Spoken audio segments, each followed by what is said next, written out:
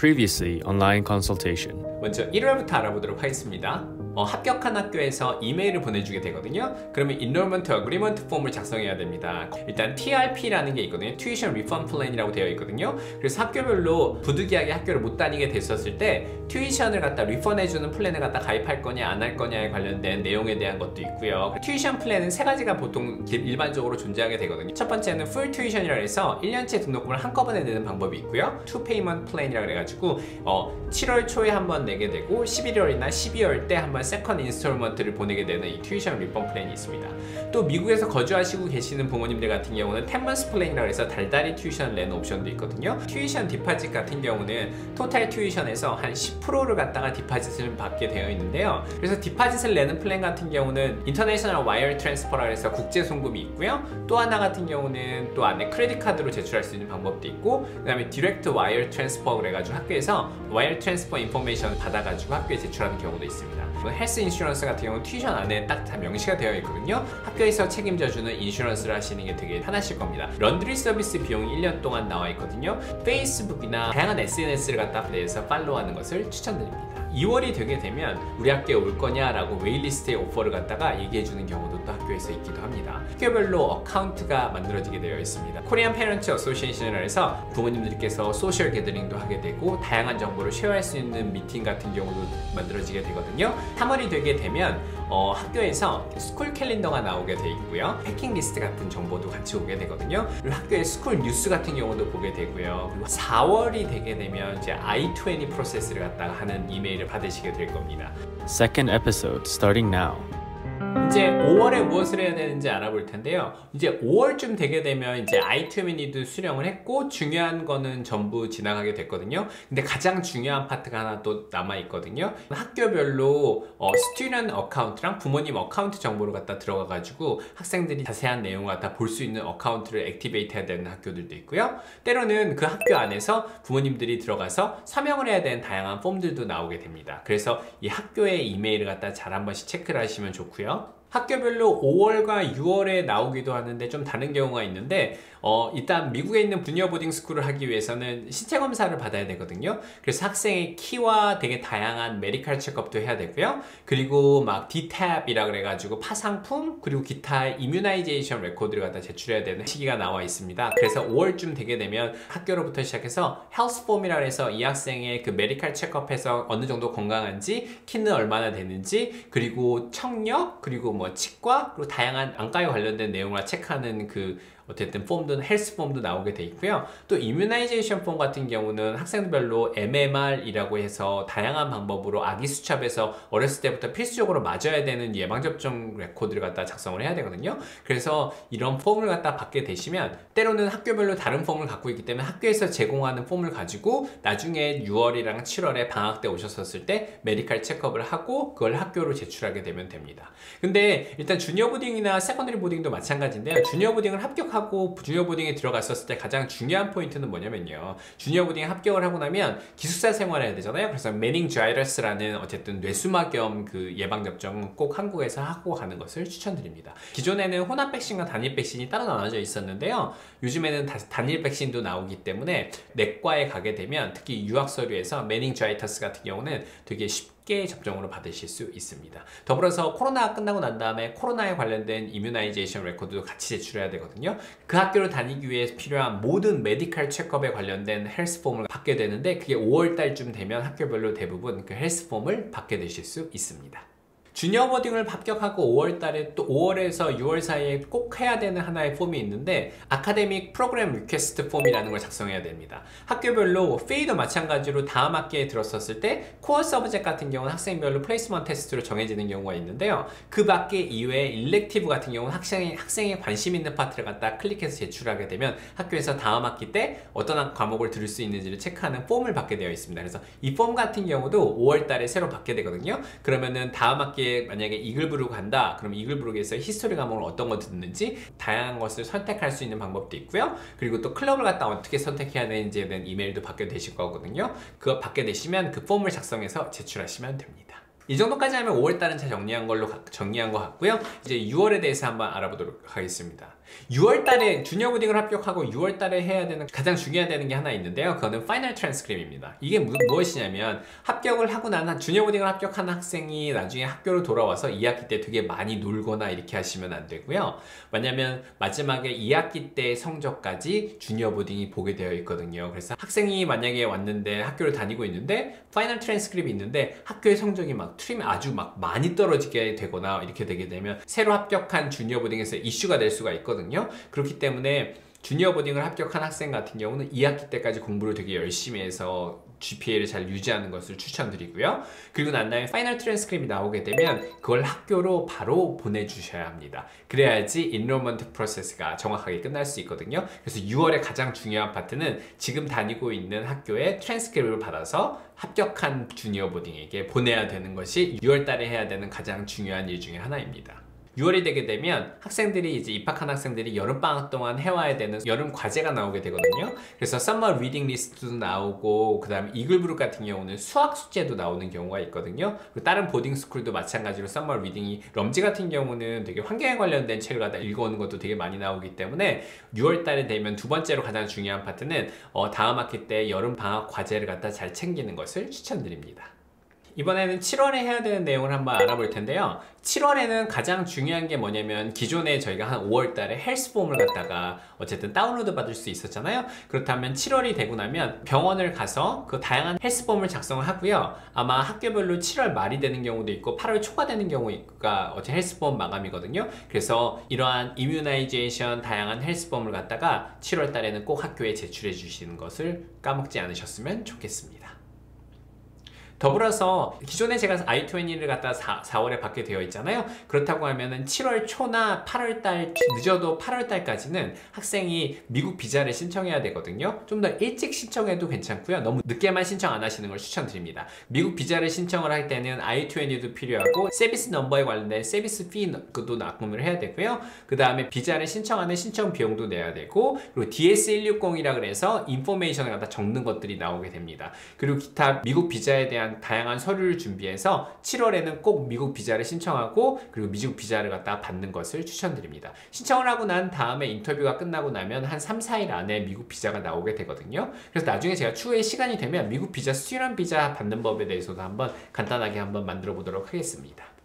이제 7월에 넘어서 이제 8월에 넘어가게 됐는데요. 7, 8월에 주니어 보딩을 합격한 학생들 중에서 가장 중요한 파트가 하나 있는데요. 이게 바로 뭐냐면 우리나라에 있는 국제학교를 다니고 있거나 아니면 우리나라에 있는 다양한 비인가 학교를 다니고 있는 학생들이 처음에 주니어 보딩을 들어가게 됐었을 때 스쿨 커리큘럼에 약간 적응을 못하는 경우가 되게 많이 있거든요. 그래서 페이스쿨별로 아카데믹별로 학생들이 공부를 해야 되는 걸 선행을 갖다 해와야 되는 것들이 있고요. 그 다음에 이글브룩도 마찬가지로 이글브룩 들어가기 전에 그 학교별로 갖고 있는 교재 그리고 학교에 대한 코र्스들이 다 정해져 있거든요. 그리고 럼지도 마찬가지고요. 렉토리도 마찬가지고 카디건도 있습니다. 페센든도 여름방학 때 학생들이 공부해야 되는 것들이 미리 있거든요.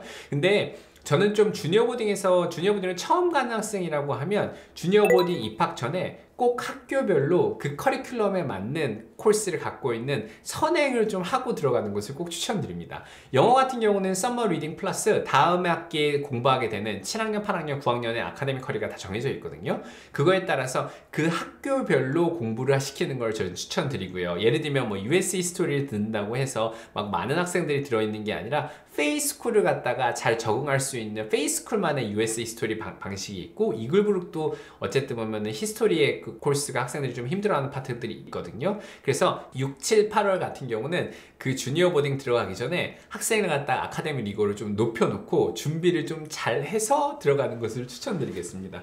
왜냐면 주니어 보딩에 처음에 들어갔었을 때 처음에 어쨌든 아카데미 리고가 높아지게 되면 학생들이 학교 적응하는 능력도 되게 뛰어나지거든요. 근데 처음 들어갔는데 학교의 아카데미 또 부족해서 만약에 따라가기가 힘들어지게 되면 학교에 들어갔었으면서 학교에 좀 약간 뒤처지게 되는 걸 제가 좀 많이 봤던 것 같아요. 그렇기 때문에 학교 들어가기 전에 그 학교에 맞게 아카데믹을 좀 선행을 좀 시켜주는 걸 추천하고요.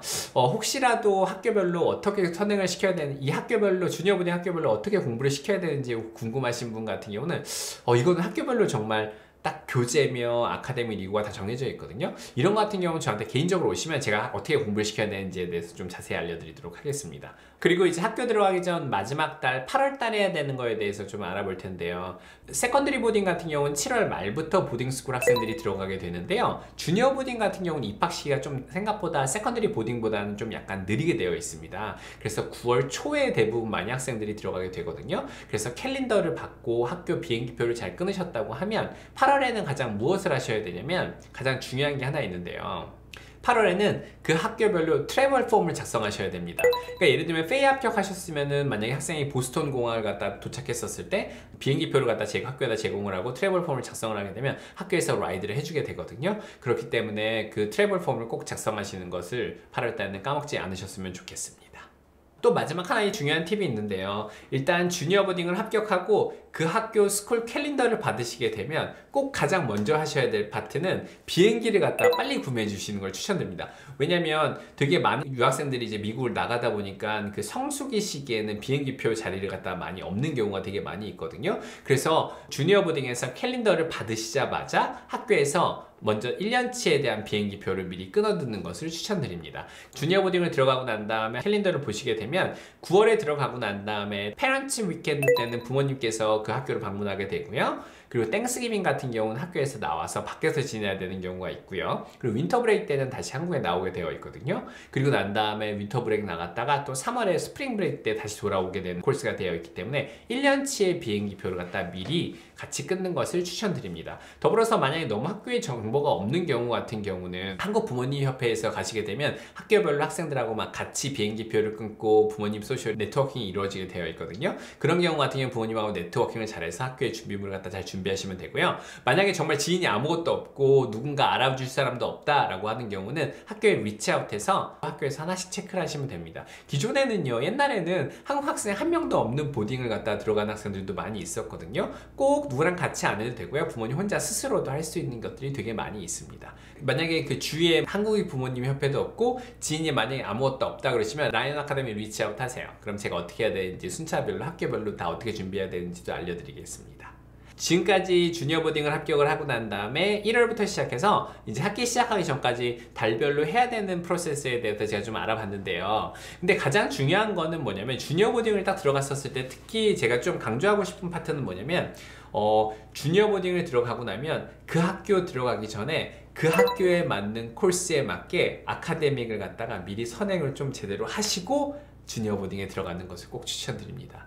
제가 되게 많은 학생들을 주니어 보딩을 기존의 학생들을 많이 관리하면서 제가 느꼈던 게 뭐냐면 학생들이 그냥 갑자기 막 NLCS 체드윅이 있다가 이렇게 주니어 보딩을 가게 됐었을 경우는 특히 학교별로 학생들이 좀 페이만의 아카데미 리그가 있는 경우가 있거든요. 그래서 나중에 주니어 보딩에 들어가서 좋은 성과를 냈던 학생들 같은 경우는 부모님들끼리 서로 얘기를 많이 하시게 되잖아요. 그러면은 어떤 학교 같은 경우는 여기는 대치동에서 공부를 되게 많이 하던 애가 들어가서 지금 학교에서 GPA를 너무 잘 받고 있다. 우리는 너무 준비를 안 하고 가가지고 학교에서 막 B레인지 학생이 되어 있다. 이런 걸 갖다 제가 나중에 8학년 끝나고 나서 되게 많은 걸 이야기가 되거든요. 그래서 그 학교별로 선행과 공부를 꼭 해야 되는 것들이 있거든요. 그래서 라이언 아카데미 학생들 같은 경우는 여름 때 되게 인텐스하게 학생들을 주니어 보딩과 세컨드리 보딩 들어간 학생들한테 아카데미 커리큘럼을 공부를 그 학교에 맞게끔 선행해서 보내고 있거든요. 그렇게 되게 되면 학교에 들어가서 되게 샤인하고 학교에 되게 뛰어난 결과를 많이 나왔었던 것 같기도 해요. 근데 때로 중요한 파트는 예를 들면 페이면 페이의 아카데미 커리큘럼에 맞게 선행을 하는 게 가장 중요한 거거든요. 이글브룩도 이글브룩에 맞게끔 아카데미 선행을 하셔야지 그냥 책 읽기를 되게 많이 한다고 중요한 게 아니라 그 학교에서 학생들이 공부를 잘하고 어떻게 보면 학교에 들어가서 적응을 잘할 수 있게끔 아카데미 서포트하는 것을 추천드립니다. 너무 정보가 없으신 경우 같은 경우는 라이언 아카데미 리치아웃 하세요. 그럼 제가 그 하나하나 자세히 알려드리도록 하겠습니다. 시청해주셔서 감사드리고요. 이번 연에 주니어 보딩 합격하신 부모님들께 되게 축하드리고요. 아마 저희 라이언 아카데미에서 합격한 학생도 지금 되게 열심히 그 학교 가기 위해서 되게 열심히 공부를 시키고 있거든요. 그래서 혹시 제가 지금 요즘에 상담을 하다가 부모님들께서 특히 합격하고 난 다음에 정보가 너무 없으셔서 이걸 매달 어떻게 해야 되는지 너무 많이 몰라 하시더라고요. 그래서 저한테 문의 왔던 게 있어서 제가 한번 이번에 컨텐츠를 만들었습니다. 다음번에는 제가 시간이 되면 학교별로 어떤 커리큘럼을 어떻게 공부해야 되는지 컨텐츠를 한번 만들어 보도록 하겠습니다. 시청해주셔서 감사합니다.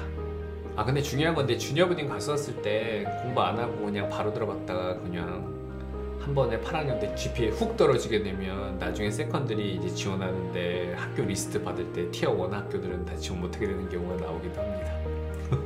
꼭 준비를 잘해서 버딩스쿨을 보내도록 하세요. Coming up next on Lion Academy.